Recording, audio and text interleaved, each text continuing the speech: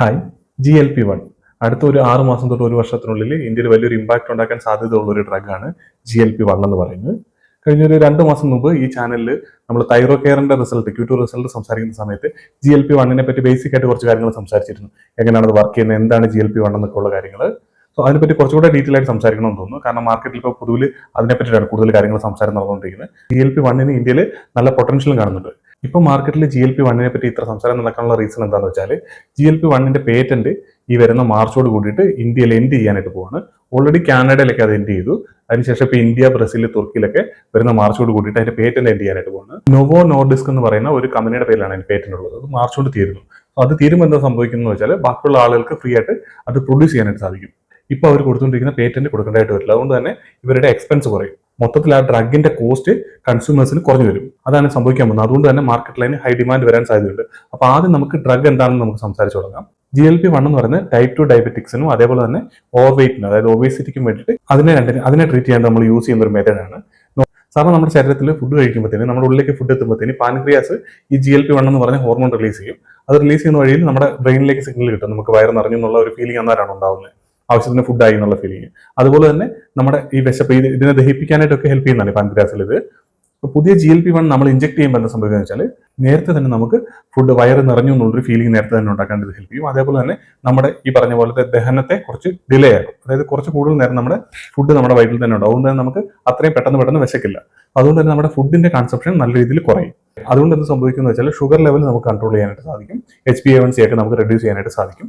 അതുപോലെ തന്നെ നമ്മുടെ ഒബിസിറ്റി, ഓവർവണ്ണം, പൊണ്ണത്തടി എന്ന് പറയുന്ന കാര്യം നമുക്ക് കൺട്രോൾ ചെയ്യാണ്ട് അത് നമ്മളെ ഹെൽപ്പ് ചെയ്യും. കാരണം നമ്മൾ കഴിക്കുന്ന ഫുഡിന്റെ അളവ് കുറയാനുള്ള നല്ല സാധ്യതയുണ്ട്.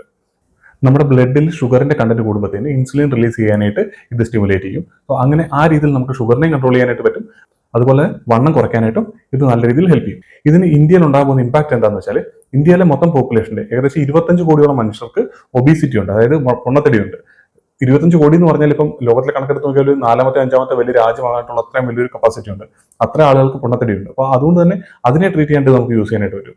അതേപോലെ തന്നെ ഡയബറ്റിക്സിന്റെ കണക്ക് നോക്കിയാൽ ഏകദേശം 10 കോടി ആൾക്കാരെ ഡയബറ്റിക് ആണെന്നാണ് പറയുന്നത്. അപ്പം ഈ 10 കോടി ആൾക്കാരുടെ മാർക്കറ്റാണ് വീണ്ടും ഓപ്പൺ ആകുന്നത്. അതുകൊണ്ട് തന്നെ ഈ 2 മാർക്കറ്റ് ഓപ്പൺ ആകുമ്പോഴത്തേനും പിന്നെ അതുപോലെ ഇത്ര നാൾ ഇത് ഉണ്ടെന്നുണ്ടെങ്കിൽ പോലും ഈ വലിയ പേറ്റന്റ് കൊടുക്കേണ്ടതുകൊണ്ട് തന്നെ ഇതിന്റെ കോസ്റ്റ് വളരെ കൂടുതലായിരുന്നു.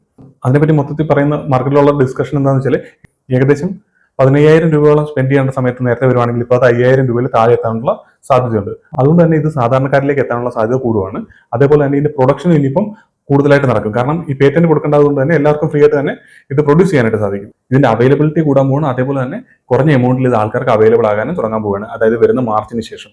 അതുകൊണ്ട് തന്നെ മൊത്തത്തിൽ GLP-1 പറ്റിയാണ് മാർക്കറ്റിൽ ഡിസ്കഷൻ മുഴുവൻ നടക്കുന്നത്. GLP-1 ട്രീറ്റ് ചെയ്യാൻ 2 മെഡിസിൻസ് ആണ് യൂസ് ചെയ്യുന്നത്. ഒന്ന് ഒസംബിക് എന്ന് പറഞ്ഞിട്ടും ഒന്ന് വേഗോവി എന്ന് പറഞ്ഞിട്ടും. സോ പ്രൊണൗൺസിയേഷൻ നിങ്ങൾ നോക്കണ്ട. ഒസംബിക് എന്ന് പറയുന്നത് ഡയറക്റ്റ് ആയിട്ട് ബ്ലഡ് ഷുഗറിനെ കൺട്രോൾ ചെയ്യാനായിട്ട് യൂസ് ചെയ്യുന്ന മെഡിസിൻ ആണ്. അതേപോലെ ഈ പറഞ്ഞ വേഗോവി എന്ന് പറയുന്നത് നമ്മുടെ ഓവർ വെയിറ്റിനെ കൺട്രോൾ ചെയ്യാനായിട്ടാണ് ആ മെഡിസിൻ യൂസ് ചെയ്യുന്നത്. ഇതിന് രണ്ടിനും യൂസ് ചെയ്യുന്നത് സെമാഗ്ലൂട്ടൈഡ് എന്ന് പറയുന്ന ഡ്രഗ് ആണ്. ഇതൊക്കെയാണ് GLP-1 പറ്റി മെയിൻ ആയിട്ട് പറയാനുള്ളത്. അപ്പം ഇന്ത്യയിൽ ഇത്രയും വലിയൊരു മാർക്കറ്റ് ഓപ്പൺ ആകാനായിട്ടുണ്ട്. അതേപോലെ തന്നെ മാർച്ചോടുകൂടി ആ പേറ്റന്റ് എൻഡ് ചെയ്യും. അതുകൊണ്ട് തന്നെ കൂടുതൽ ആളുകളിലേക്ക് അഫോർഡബിൾ ആയിട്ട് ഇത് എത്താനുള്ള സാധ്യത വളരെ കൂടുതലാണ്. പിന്നെ അല്ല ഇതിനിപ്പോൾ യൂസ് ചെയ്ത ആൾക്കാരിൽ നിന്നാണ് ഒരുപാട് സൈഡ് എഫക്ട്സിനെ പറ്റിയിട്ടോ അങ്ങനത്തെ കാര്യങ്ങളൊന്നും ഡിസ്കഷൻ വരുന്നില്ല. ഞാൻ മെഡിക്കൽ ഫീൽഡിൽ നിന്നുള്ള ഒരാളല്ല, ഞാൻ ഒരു ഇൻവെസ്റ്ററിന്റെ പെർസ്പെക്റ്റീവിലാണ് കാര്യങ്ങളൊക്കെ സംസാരിക്കുന്നത്. അപ്പോൾ ആ രീതിയിൽ ഇതിനെ പറ്റിയിട്ട് അങ്ങനെ ഓവറായിട്ട് നെഗറ്റീവ് ആയിട്ടുള്ള കാര്യങ്ങളൊന്നും കേൾക്കുന്നില്ല. അതുകൊണ്ട് മൊത്തത്തിൽ ഇത് ഡയബറ്റിക്സിനെ കൺട്രോൾ ചെയ്യാനായിട്ട് അതേപോലെ ഒബിസിറ്റിനെ കുറയ്ക്കാനായിട്ടും ഒരുപാട് ഹെൽപ്പ് ചെയ്യാൻ സാധ്യതയുള്ള ഒരു ഡ്രഗാണ്. അതുകൊണ്ട് തന്നെ മാർച്ചിന് ശേഷം ഇന്ത്യ പോലത്തെ ഒരു വലിയൊരു മാർക്കറ്റ് ഓപ്പൺ ആകാനായിട്ട് പോവുകയാണ്. അതേപോലെ ഇതിന്റെ ഗുണം കിട്ടാൻ പോകുന്ന കുറച്ച് കമ്പനികൾ എന്ന് പറഞ്ഞാൽ ഒന്ന് ഈ ഫാർമ കമ്പനികളാണ്. രണ്ടെന്ന് പറഞ്ഞാൽ ശൈലി എഞ്ചിനീയറിംഗ് പോലുള്ള കമ്പനികളെയാണ്. ശൈലിയുടെ ബിസിനസ് അനാലിസിസ് നമുക്ക് നാളെ ചെയ്യാം. അതേപോലെ മൂന്നെന്ന് പറഞ്ഞാൽ നമുക്ക് ഈ ലാബോറട്ടറീസ് ആണ്. കഴിഞ്ഞ തവണ നമ്മൾ ഇതിനെപ്പറ്റി സംസാരിച്ച തന്നെ തൈറോ കെയറിന്റെ ക്വാർട്ടർലി റിസൾട്ട് അനാലിസിസ് ചെയ്യുന്ന സമയത്താണ്. അവർക്ക് എന്താ സംഭവിക്കുന്നത് വെച്ചാൽ അവിടെ കൂടുതലായിട്ട് ആൾക്കാർ ഇപ്പൊ ഇതിന്റെ ട്രീറ്റ്മെന്റ് എടുക്കാൻ തുടങ്ങുമ്പോൾ തന്നെ ബ്ലഡ് ഷുഗർ ടെസ്റ്റ് ചെയ്യലും അതേപോലെ HbA1c ടെസ്റ്റ് ചെയ്യലും അതേപോലെ കൊളസ്ട്രോൾ അങ്ങനത്തെ ടെസ്റ്റുകളുടെ എണ്ണം കൂടുകയും കൂടുതൽ ആൾക്കാരിലേക്ക് ഇതെത്തും. അതായത് അവരുടെ പേഷ്യൻസിന്റെ എണ്ണം കൂടുകയും അതേപോലെ തന്നെ അവർ ചെയ്യുന്ന ടെസ്റ്റുകളുടെ എണ്ണം കൂടും. അപ്പം നമ്പർ ഓഫ് ടെസ്റ്റ് കൂടും. അതായത് ഒരാൾക്ക് ബില്ല് ചെയ്യുന്ന എമൗണ്ടിനും കൂടുതൽ വരാനുള്ള സാധ്യതയുണ്ട്. സോ ആ രീതിയിൽ ആ ബിസിനസ്സിലും ഗ്രോത്ത് വരാൻ സാധ്യതയുണ്ട്. അതേപോലെ ഫാർമസ്യൂട്ടിക്കൽ കമ്പനീസിനും ഗ്രോത്ത് വരാൻ സാധ്യതയുണ്ട്.